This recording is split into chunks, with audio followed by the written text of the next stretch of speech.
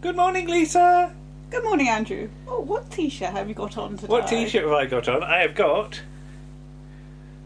programmes for schools and colleges, because we are educational, aren't we? We are educational, yes. We're going to do some education today, aren't we? We are, yes. I taught you a thing or two, didn't I?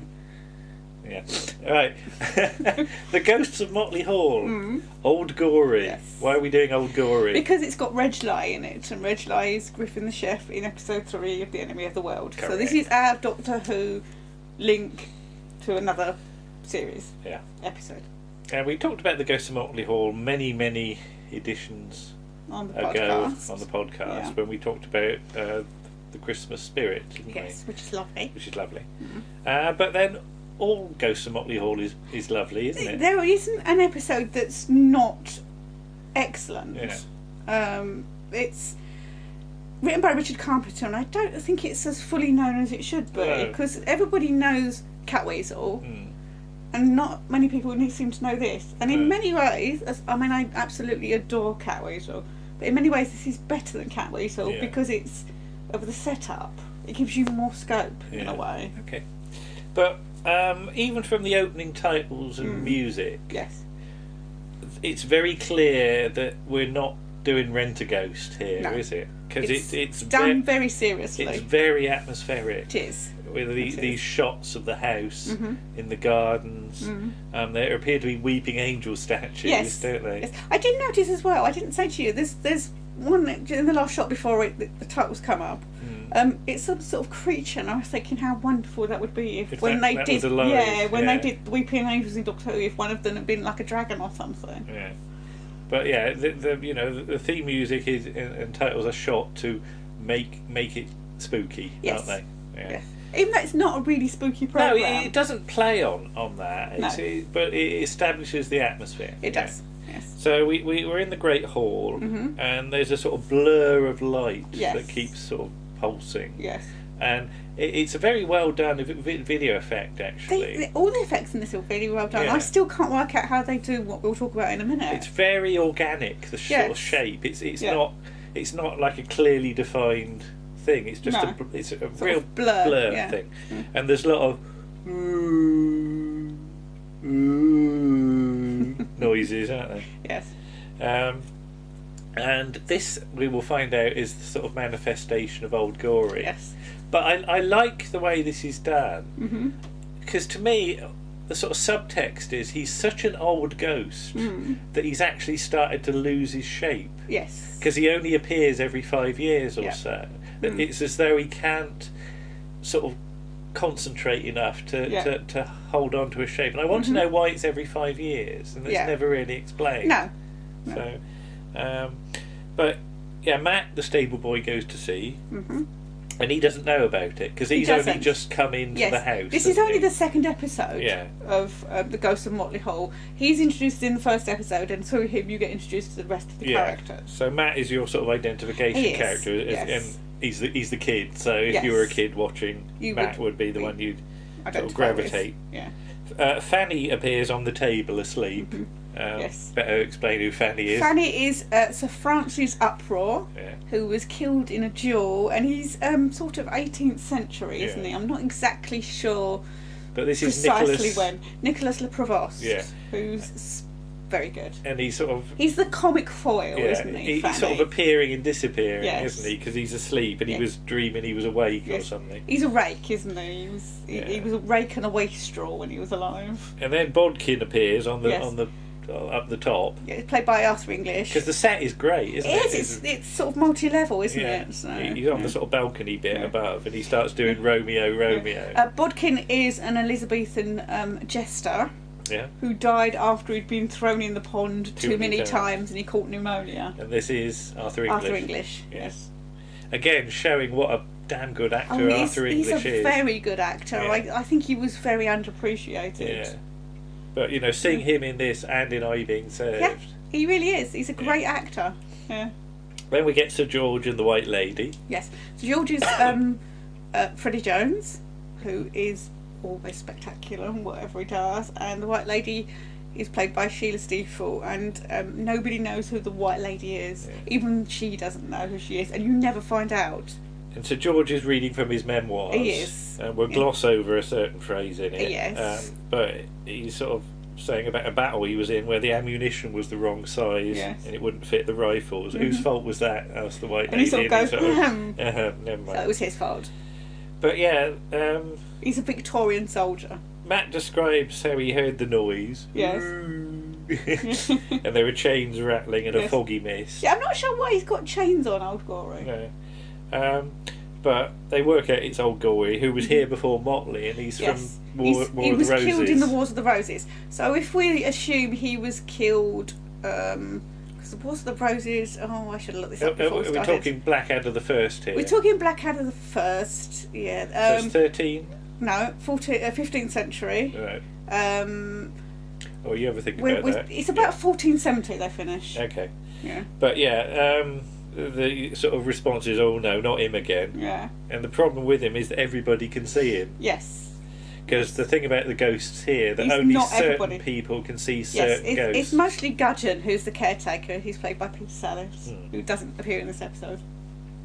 But he sort of hangs about for days, moaning, basically. Yes, getting over his nerves. But he's all miserable. Mm-hmm.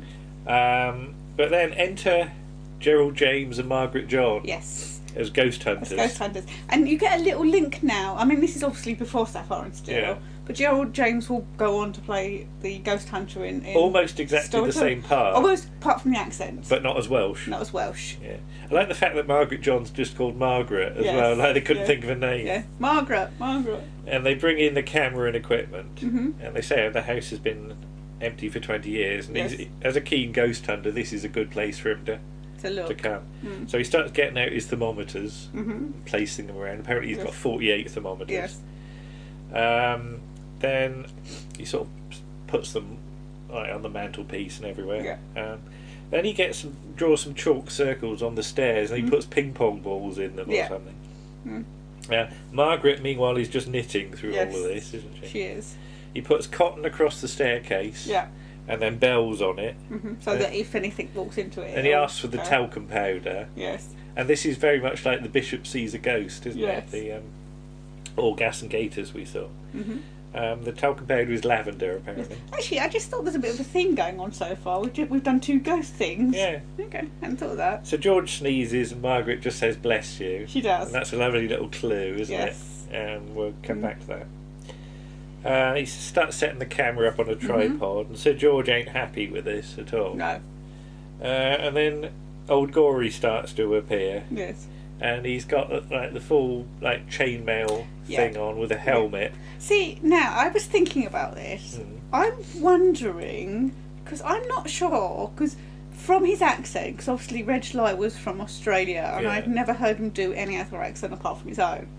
So we can probably assume that old Gory is a lower rank soldier. I'm just wondering if he would have chainmail. I don't know, because he says later he's on sentry duty or something when he's shuffling up and down. But he appears and he's a body, no head, and he's got the head under the arm in the traditional. Now, I wonder how they did that. Yeah. Because I can see how they do some scenes. Later on. Well, we're talking about how clever some of this is. But how do they do that shot? It's literally like, is he... There's 2 actors. Because there's an actor for the body and Reg Lie's having to put his head through and then be CSO'd out of with the green. Picture, Because very well done. Yeah, this is ambitious. Yeah. And some of the shots are just cleverly composed, but some of the CSO is very, very good. Yeah. Oh no, there's a lot going on here. And we said about you hear these stories about headless ghosts or holding their head under the arm. Yeah. And I asked you, this is a silly question. It is. How many people were beheaded? Quite a few. Officially, yeah. This would be more higher ranked people, though. If we're talking, excuse me, about treason trials, it's only really the upper ranks that get beheaded. The lower ranked people would have been the big rankers. Would have been hung, drawn, and quartered.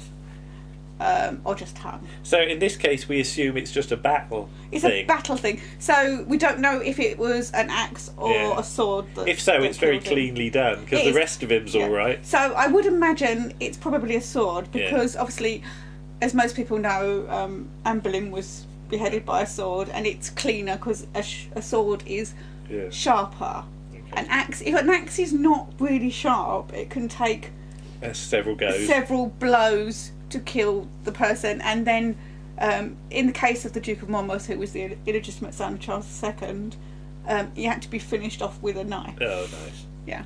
But yeah, he appears and he just says, "Don't look so pleased to see me, will you?" And that's the end of part 1. Yes.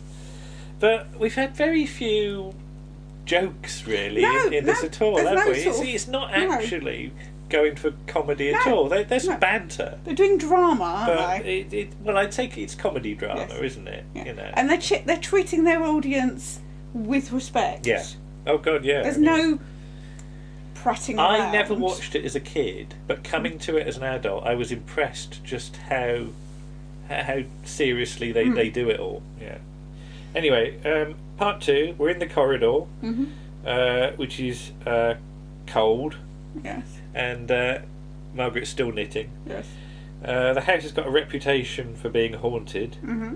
Apparently, Gerald James has been building a cinema organ, but never got all the parts. No. So it's taken up space, and there's no room for the vacuum cleaner. Yes. But Fanny and Matt come in, and I love the bit because Gerald James can't see them, but Fanny creeps up. Yeah. And the thermometer reacts when Fanny gets close. It does, it goes down. Gerald James notices, and then Fanny just has to run away. Yes. And the lovely choreography in this scene where Gerald James can't look at them. Yeah.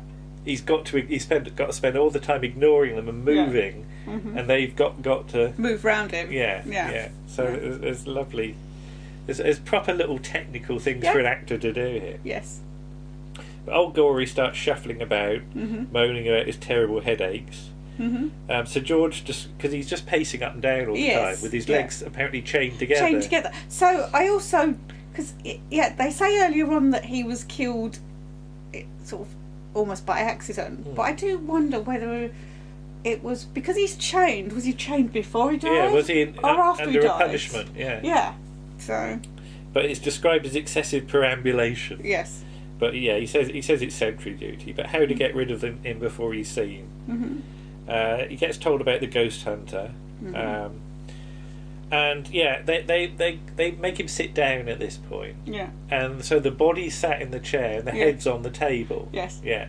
But I love the way, if you look closely, when the head's speaking, the body's doing. When it says me or I, the body points to itself. Yeah, so the other actor is acting all the time as the body. Yeah. And so that's really good. And you don't really, it's not overly pointed out because you're looking at the head speaking. But if you just glance over to the body, you can sort of see the body next to it doing lots of reactions. Yeah. But old Gory doesn't care about lots of visitors. Because he only visits every 5 years. So they take the body away to hide it and forget about the head. Yes. Stop thieves! Shouts the head. Yeah. The head's left on the table, but Matt takes the head away. Yes. And then there's a load of, who's got the body and who's got the head. Yeah, there's a lot of faffing around. Yeah, as always. But yeah, they sort of they shut the helmet on the head, so he shuts up. The head's taken down to the cellars, and the body legs it, doesn't it? Yes. It gets up and shuffles off. Shuffles off. And I said, how can it see? Well, it can't really, can it? Yeah. It's just sort of, It must know where everything is, I suppose. I suppose. It's been there long enough. The head's brought back in. Where's the rest of me? Yeah. And the body's gone off. So it's on the loose, and what of it runs into the ghost hunters. In the corridor, though, Margaret points out that the lens cap is still on the camera and he's taken 20 pictures already. Eventually the body and head are reunited, and Matt suggests why not, instead of carrying the head, why not wear it on his shoulders? Yes. Balance it on there. And he said, I never thought of that. And he cheers up a bit at that. He does, because, he's had new feels more whole, I suppose. More complete, yeah. So he's quite, for old Gory, he's quite happy at this point. This is as happy as you'll ever get to see old Gory. See you in 5 years. Yeah. So the ghost hunters then give up because they haven't seen anything. Yes. They go out and they've left a chair behind, yes. haven't they? And I love this final little payoff. Margaret John comes back in for his chair. She just looks at them all and goes, oh, he'll be all right now. I think he's given up ghost hunting. Yeah. She goes out and they realise she could see them all of them all the time. Yes. Yeah. Yes. So yeah. But that's lovely, isn't it? It is. We love Ghosts of Motley Hall.